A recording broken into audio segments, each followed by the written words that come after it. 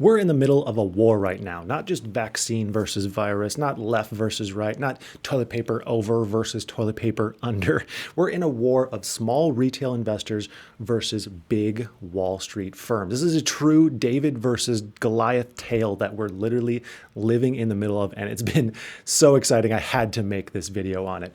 So this is a story where some individual investors are up over $40 million. So you've likely heard about GameStop in the last week, but let's really dive into why the price is skyrocketing, if there's still time to jump in and make a buck, and the state of the ongoing war. It's so interesting. But before I jump in, I need to say that none of this should be construed as investing advice. I'm not a financial advisor. I'm not a priest. I'm not your father. Do your own research always before you make any investments. All right.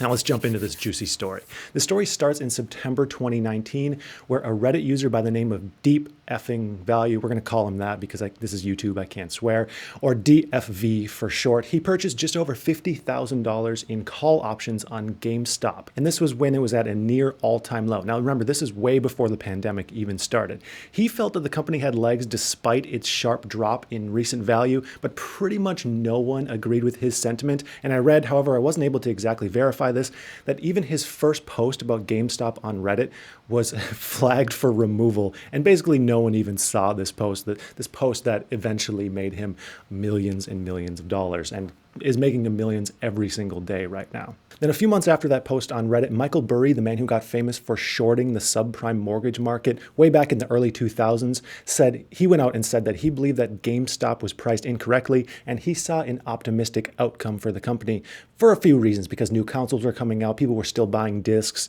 and he just thought that most investors were wrong about this company. But despite Burry's support for the stock, still nearly everyone told the Reddit user DFV basically he's an idiot and he should sell, he's going to lose his money. I mean, you name it, he was called that name. Despite this though, DFV held and just bought more shares, and I mean the Constitution on this guy. I mean, I've never seen anyone so sure of himself just to, bat away all the negativity. Everyone's telling him he should sell. They're telling him he's wrong. His account was even down over $30,000 at one point from its start. And then things slowly started turning around. And by the way, this is all important to the story because there's a lot of false media going around pitching the stock as this wild bet, where in reality, many of the biggest buyers of this stock, individual buyers, have bought because they believe in GameStop as a company, or at least they believe the investment is a sound investment. So starting in the summer of 2020, news started turning with big plans for GameStop, with new owners and some big strategic partnerships that put the company in a better position than it was in 2019. And then we had many Reddit users after this notice that a large majority of the shareholders were shorting the stock. In fact, there were more shares shorted in the company than even existed. This is known as a naked short. But before we get into what exactly a naked short is, let me explain what a regular short is. A short is a bet that a stock will go down. Now, let me explain this with an analogy just to make this a little bit easier to understand, because all of these terms can get pretty confusing. So let's say you have some information that leads you to believe the price of watermelon will go down. So you find someone who owns some watermelon and he's willing to lend you their watermelon. So you buy that watermelon from them at $1 per melon and then sell them immediately. And you do this because your information or your insights lead you to believe that the price of watermelon is going to drop down to 70 cents per melon. We'll call it PPM for short, price per melon. And then if the PPM drops to 70 cents, you can then buy back the melons that you borrowed and return them to the original owner, pocketing that 30 cents difference, minus of course some interest that the owner charged you to lend those melons to you. So this leads us to the question of, how can more than 100% of GameStop shares be shorted if they're borrowing the shares from owners? It doesn't make sense. I mean, if you own 100 melons, you can't lend out 120 melons. It's illogical. And this is what's happening. It's happening through what's called a naked short. Now, this is illegal. It's not legal whatsoever, but there are some loopholes that currently make this possible, or at least passable. They probably won't be loopholes after all this blows over though, because there's going to be some changes in how markets deal with shorts. You can bet that much. Basically, what happens is an institution says, Hey, you know what? I'm sick of paying interest to the people that we're borrowing shares from. Let's just sell shares and claim we own them, and then we'll buy back real shares later, and all will be well. It'll just equal out at the end of the day.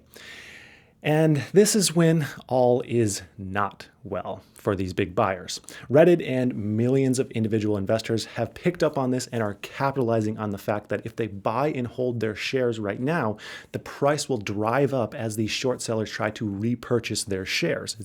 It's a classic supply and demand issue here. And this is where the short squeeze comes into play.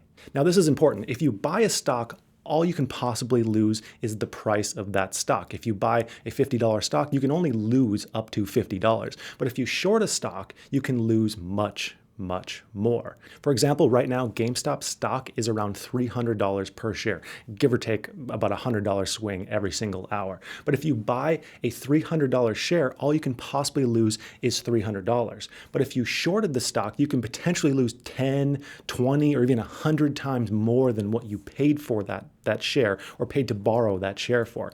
Some of these short sellers may have shorted shares at around $4 a share and might need to buy them back at $400 a share. This is where the short squeeze comes into play. The thought is that if enough people buy and hold GameStop shares, the price will go up and force short sellers to buy back their shares, which drives the price up even more, which forces even more short sellers to buy back their shares and drives the price up even more over and over and over, making the price higher and costing these huge institutions and short sellers billions and billions of dollars. Well, the Reddit users and the individual investors sit back, watch their shares skyrocket, and then eventually sell for a massive profit. Literally, all individual investors have to do is buy and hold, and they will win. But the psychology is tricky here because the stock can swing 50% in any given hour. So you could buy at 300, it could be 150 the next hour, 500 the hour after that. And it's tough for individual investors, especially those who are investing a lot of their personal money, to be patient and let this play out the way that it needs to happen. And that's really the question. Are people going to have enough constitution to let this thing play out? Now let's catch up to what's happening right now that we have the context here. Based on all estimations, short sellers would have already cut their losses and started buying back shares at the current price that they're at, and the squeeze would have started, but this hasn't happened yet. Instead, they're fighting back. They're borrowing billions of dollars to help cover their positions. They're manipulating the media. They're manipulating the stock price. And they're basically pulling out every single dirty trick they possibly can find to hedge their bets, or at least make it less likely that they lose so many billions of dollars. As of the recording of this, the massive short position that's held more than the total amount of shares is unchanged, which means several good things for those who are buying and holding GameStop and have the constitution to just hold. Now, let's break this down starting with the dirty tricks that are being played, because this is really interesting. First, with the media. If you've read really any article about what's happening with GameStop, it frames the individual investors as the bad guys, the cheaters, the manipulators of the market, gambling on bad investments and just making poor decisions and hurting institutions. And the SEC should be involved. You know, these little guys are the bad guys. But if you actually look at any posts within the now wildly popular WallStreetBets subreddit, you'll see the exact opposite. Millions of people who believe GameStop is a good company to buy in, or at least a good investment right now based on the fundamentals around the massive amount of shorts. They believe that it's a good investment and large institutions simply made some bad decisions and they're capitalizing on these poor, reckless decisions. Now, this brings us to today where the tricks have really amplified. Many people are finding that their brokerage apps aren't even allowing them to buy these heavily shorted stocks like GameStop, AMC, or BlackBerry, even if they wanted to. And these apps like Robinhood, which is the real big culprit here because so many individual investors use Robinhood, but I know Schwab is also an issue. There's many other brokerages that are causing problems here, are literally blocking these trades and helping institutions. But why are they doing this? And the answer is because big institutions like Citadel Capital are their customers. Dirty. Finally, today we're seeing some insane price drops in the stock price that just don't make sense when everyone and their mother is just holding their stock. So many people are just saying, I'm holding, I don't care, diamond hands, don't sell, but yet the share price is going down. Now, here's what's happening. At least one reason why we're seeing these extremely sharp price drops.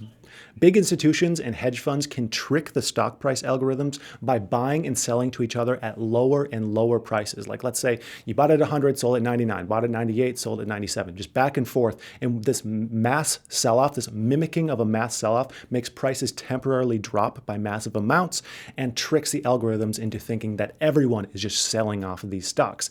Now, the goal of this is to scare individual investors into thinking the squeeze isn't going to work, this investment isn't going to work, and tricking them to sell, which may further drive the sell-off. And again, most holders of this stock are aware of this tactic, at least people who are more used to the investment game, and they're telling everyone just to be patient and hold, but this is of course freaky for anyone who's not used to it. So as of right now, we just don't know when this war will be over with. It won't be over until short positions begin to sell, and that has yet to happen. And here's the kicker. This won't happen in an instant. It's not like these short sellers are just going to buy everything back in a 5-minute span. It will take days. So if all goes according to plan, we're looking at days of continuous price increases that we have yet to see. This is because of the days to cover ratio. Remember, in order to cover the short, these institutional investors have to buy back shares. And as of right now, there aren't enough shares for sale in any single trading day to buy back all their positions. Estimates right now show this could take 5 entire trading days. This is the true squeeze. 5 or so days of intense price increases in a situation where the stock could be in the thousands potentially. And again, none of this should be construed as investing advice. This is extremely risky on both sides of the trade, and we simply won't know what outside forces may jump in or what might happen tomorrow or next week. But either way, this is an extremely exciting story of the common man versus big institutions, and it's hard not to root for the underdog here. So I think I will likely do more updates on this story as days pass and more information comes out, because the drama here is insane. So please let me know if you enjoyed this and if I should continue the updates. I'd like to thank you for watching, and I hope you have a profitable day.